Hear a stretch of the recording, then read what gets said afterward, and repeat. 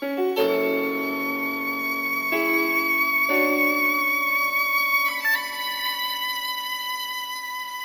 this is the Sloan family.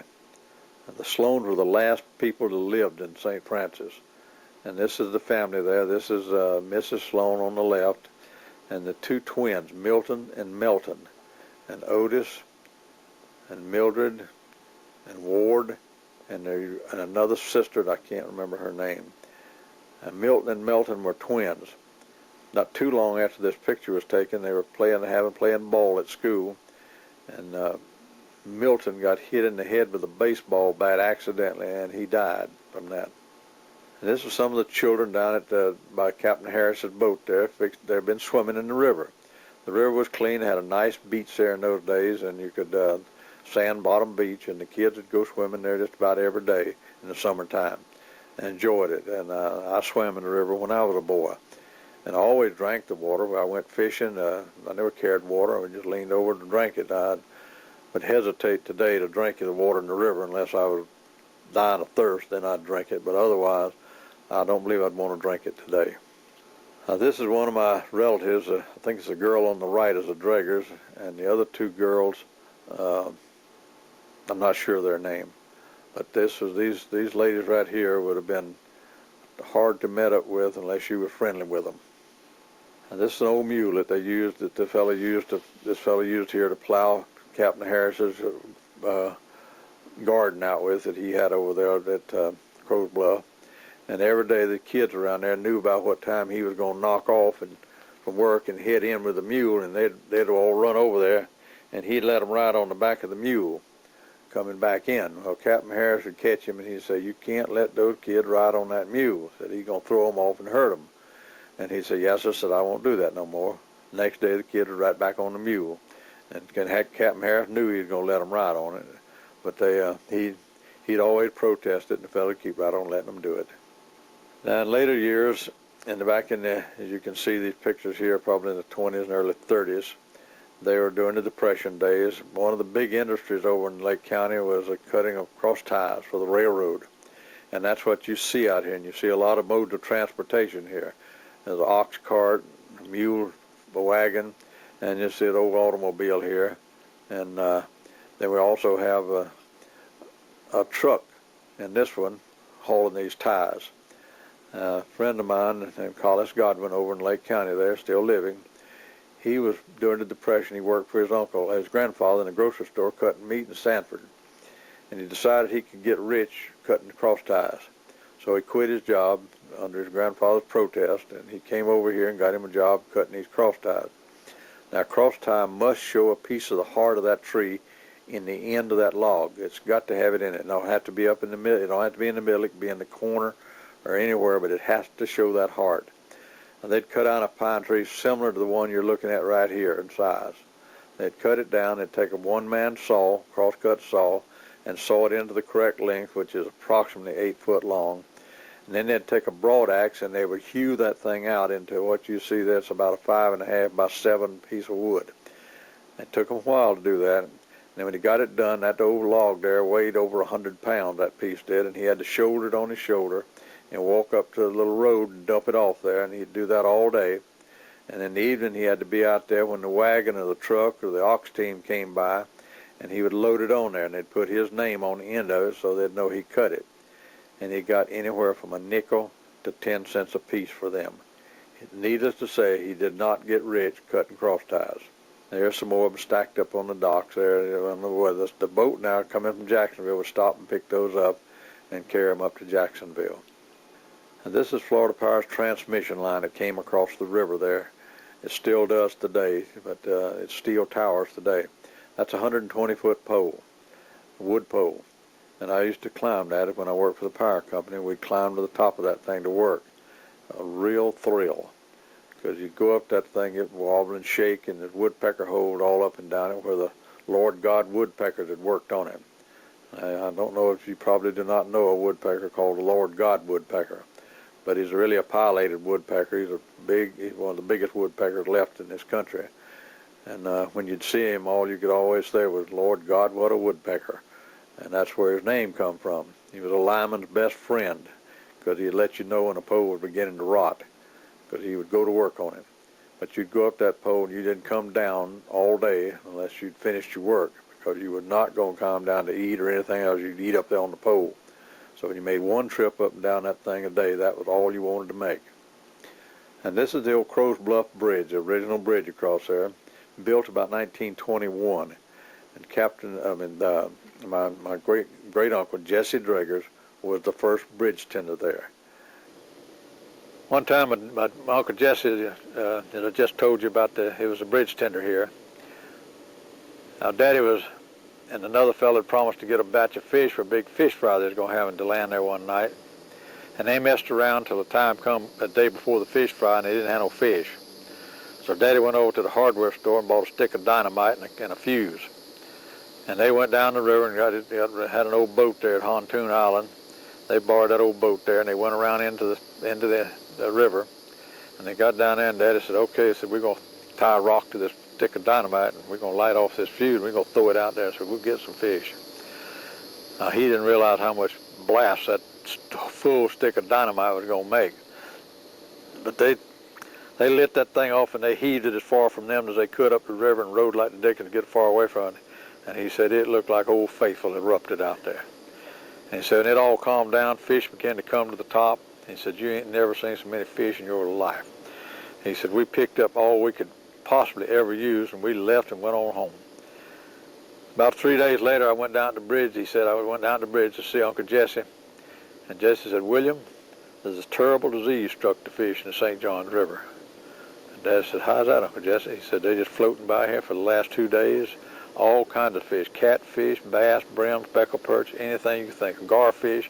He said, I can't imagine the disease in this river had killed garfish and catfish. But said, it really must be bad. Dad said, I didn't dare tell him what I'd done, because he would have skinned me alive and probably never talked to me again, because he didn't believe in that. And Uncle Jesse was a meat hunter and a fish hunter for the fish gatherer for the hotels and riverboats, but he didn't believe in wasting nothing. So he would not have appreciated what I'd done. This is Alec Draggers at the opening of the Crow's Bluff Bridge in 1921, showing his pendant. Somebody today would really love to have that, but unfortunately we don't know that it even exists anymore. This is the wreck that they had on the bridge there. You can see it really messed it up, and when the bridge closed, for this kind of reason, you had to go all the way around and come across Lake Monroe, or go all the way around to the north and come in up at the Astor to get across the St. John's. Now, these folks is going down the river being pulled by another boat that's got a motor on it. Now, if that thing ever capsized or turned over, every one of those people would probably drown. The amount of clothes they got on, they would never on earth be able to swim.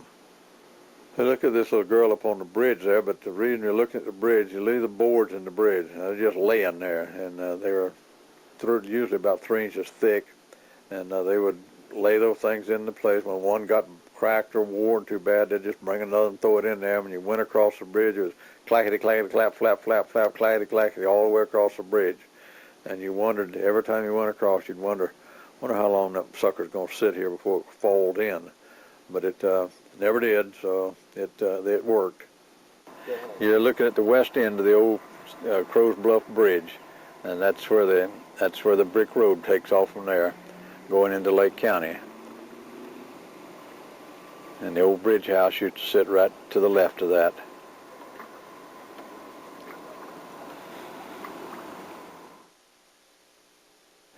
These little children are standing in the bridge looking to the west, looking towards the Lake County side.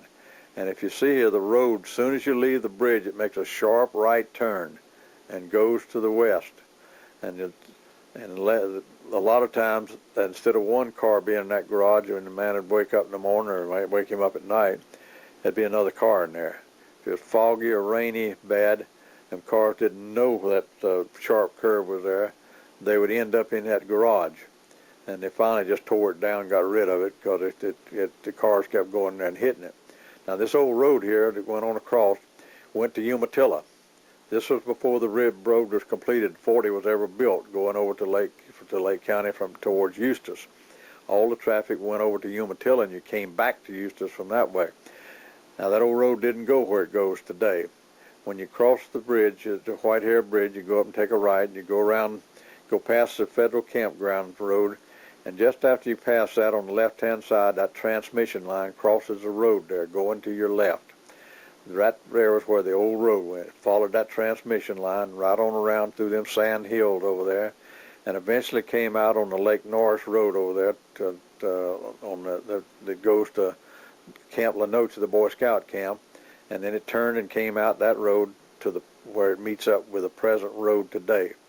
That was the original road. It was an old sand road, and when they paved it, that's when they moved it to where it is today. Now, this was a hotel. It's called the Lake Tracy Lodge, and it was out on that dirt road that we're talking about that went to Umatilla, and it would people could stop and stay there overnight, or they could come there and stay for a longer period of time, and they could go fishing out on Lake Tracy before it was drained off. And this was eventually burned down, but it was a nice lodge out there at one time. My dad could remember it, and this is one of the highlights of Lake Tracy settlement, I guess you'd say, was this big old lodge there. We go back to the bridge. Now, this is the night bridge tender. This is Mr. and Miss Walker, and they lived in the house. Always the night bridge tender lived in the house on the bridge. And Mr. Walker would go out and open that bridge when a boat would come at night, and that was a turnkey bridge. It would had a key that fit down in the middle of the bridge, and you just walk around and around it, and it was geared so that it would open the bridge. It took a pretty good while. Nothing was a bigger thrill to me as a child when I was a kid was to be there when the boat come and get to go out there and help turn that thing around and stand out there while the boat come by. Mr. Walker was out there one night. My folks used to come there regular and see them, visit with them. They were good people, and they really thought a lot of them. But one night, Mr. Walker closed the bridge, and the bridge, once you got it into the correct position, you threw a lever, and that lever was a big steel rod that connected back into the bridge, so it hold the bridge in the same place. And he throwed the lever, and he walked down there to see if it was, and he had engaged it, and he didn't. He had went 3 feet or so past the closing point, and he walked off the end of the bridge there and drowned. This is Mr. Harley Stanfield. He was the day bridge tender there for many years. Now, the day bridge tender had him a little building built over there on the other side, and he rented boats, and he sold a little bait there. And in this picture, you see a Florida Highway Patrol car sitting here. This was in the very earliest days of the Florida Highway Patrol, and that's the patrolman right there. I told you he rented boats. Both of them rented boats. Mr. Stanfield had boats on this side, and the other bridge tender had his boats on the other side. And you can see some of them is a high-backed one like the other one we saw that you could row, and this one you could put an outboard motor on. Most people didn't have one, but if you did have one, you could run it. And all these old boats were made out of cypress, and all of them leaked. But you had a can in the boat, and you could keep it bailed out all during the day while you were out fishing. This is the Osceola going through the bridge, and the old Osceola was the second largest boat to ever operate on the St. Johns River. And there it goes again on this side here. It was a nice boat built in 1913, the last steamboat built for the St. Johns River. That's a pile driver going by up there, and they're going down there fixing to put a new bridge across at Sanford, at Lake Monroe. They're changing the location of the bridge there. They're moving it about 300 yards to the north of where it was located originally. And this is looking down the west side of the river from near the bridge up to the DeLand landing up there. This was the original road that came around the landing from DeLand, and it would carry you up to the ferry, and this picture was taken. Now, it was bricked in this picture, and this is typical of what it looked like most every fall down here, because we always had hurricane rains. As a child growing up here in the 30s and early 40s, I can never remember a year we didn't have hurricane rain. We didn't have a lot of bad wind damage, but we had rain. And it can rain a week here in DeLand. It won't affect that river probably an inch. But if it rains a week down in Helen Blazes down there, it'll affect that river tremendously, because that's where it all drains from into the river. We're looking at the old DeLand landing. Well, what's left of the old DeLand landing, I should say. Those few pilings sticking up there is all that remains of this landing, which burned in 1939. This is where all the freight came in for DeLand, and even for New Smyrna, a lot of it came here before the inland waterway was put in. It came in here by steamer, and then transported into DeLand by freight people. And this is the original old road that run from DeLand down to the river, and the river's right in the background there. This old New York Avenue, they call it today. But if you look there, you see a telephone pole. There was a telephone put in from DeLand down to the landing here in 1883. And this is the landing, as you can see the front of it here, and you can see the telephone poles where they carried the telephone line down to the bridge, to the building here. And this again is in high water. Notice the old car sitting there, truck sitting out here, and all the water around it. And this, as I say, was very typical of every fall here in this and the DeLand area. And these are the fellows that operated the freight line. They carried the freight out of here up into DeLand, and I guess even over to New Smyrna or Daytona if they needed to. And this is sitting out on the docks looking at the steamboat coming in from the south. That's the steamboat, the Osceola, coming in. And if you look in the back over here, you'll see the freight house at Hawkinsville. If you're looking from the old DeLand landing down to Hawkinsville, and Hawkinsville was abandoned before any of the other two towns were abandoned. And that's the freight house. This is the site of Hawkinsville that you're looking at up there on that bank where that little house is sitting today. But it used to be the big warehouse that you saw in the picture there. This is where it sat at. And this was not a very big community like Crow's Bluff and St. Francis was, but it was one of the earlier ones on the river here. And this is Drager's Mud Lake. It was right there at Hawkinsville. This was named for my Uncle Jesse, because that's where he spent a lot of time down there fishing for the hotels and the steamboats for black bass. And of course the Wilson Cypress was located back down there in the late 30s and in the early 40s. Was their headquarters for logging this whole country in here. This is Miss Gilbert. She's sitting on the dock there. Her father was a ticket agent for the Clyde Line Steamship Company, and she'd come down here every 1 or 2 months, and she would catch a steamboat, as did a lot of other people back then, and go up to Jacksonville and spend the night and the day there, and sometimes 2 nights and a day, and shop up there, and then they'd ride the steamboat back, which had to be a pleasant journey. And you see the Osceola here leaving the dock at DeLand, headed north, and you see the New York on the back.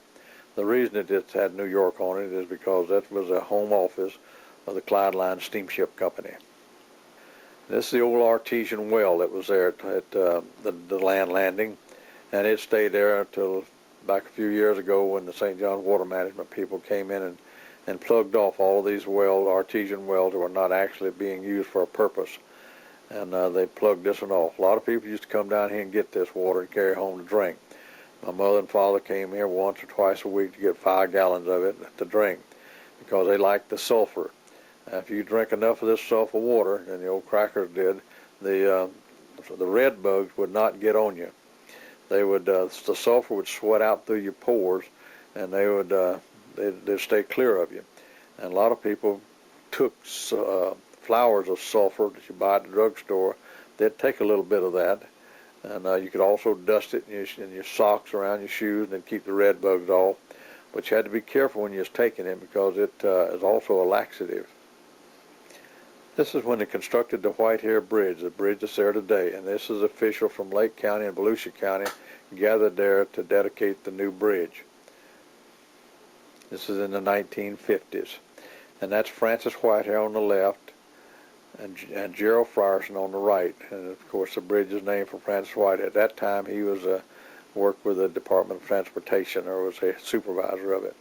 And this is the Ed Stone Park that's been renovated. This was right after it was first built, and it's been renovated today, and it's a lot nicer now than it was even then. Right after the war, when the Mercury motor first came out, they used to have boat races, and they'd race from Sanford to Jacksonville and back. And this is one of those boat races. You can see the boats coming by, headed to Jacksonville, the one here and down there. And this was a big event for several years, and then the novelty wore off of it, and they quit doing it. This fellow's name here is Jimmy Rohde. Now you wonder why Jimmy put his picture in here. Jimmy Rohde was a fixture on that river for many years. He was a hunter, he was a fisherman, he was an alligator hunter, and Jimmy was just an all-around great person. And this is not why his picture's on here. Jimmy Rohde, during the war, worked at the boat works there on Lake Beresford in DeLand.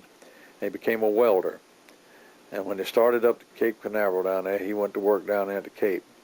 They only had 4 men at that time that was capable or certified to do the welding on the beams it took to build that assembly building down there. And Jimmy was one of those 4 that was qualified. That the steel was so big and thick that it took a special welder to be able to weld that steel. And I just wanted to be sure that Jimmy was recognized as being one of those 4 people, as well as a real Florida cracker. And this is Otis Sloan. Now, Otis was the last person to live at St. Francis. He's still living today down at a little restaurant and fish place there at the river by the just south of White Hare Bridge.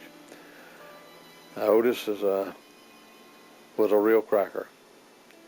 He knew more about those people that lived over there than anybody that was in my time. And Otis told me a lot about our family and our people over there, and where they came from and what they did and what went on. We look at these ghost towns today and wonder, why did they disappear? Well, they were served a valuable purpose. Well, they did serve a purpose. But when the trains came through this area in 1886, the biggest purpose for these towns suddenly disappeared, because the freight was easier to bring down by train. The people was easier to travel by train to get down where they were going. The St. John's was for many years the lifeblood of Central Florida. And as the trains came in, the St. John's ceased to be that lifeblood. And when the freight went away and the passengers from the steamboats went away, the need for these towns went with them. And they just gradually closed up and went away, never more to return.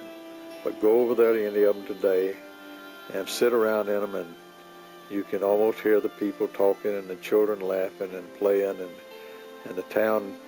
If you close your eyes, you can imagine after you see these pictures what it looked like, and realize that part of Florida you're sitting in right there will never return.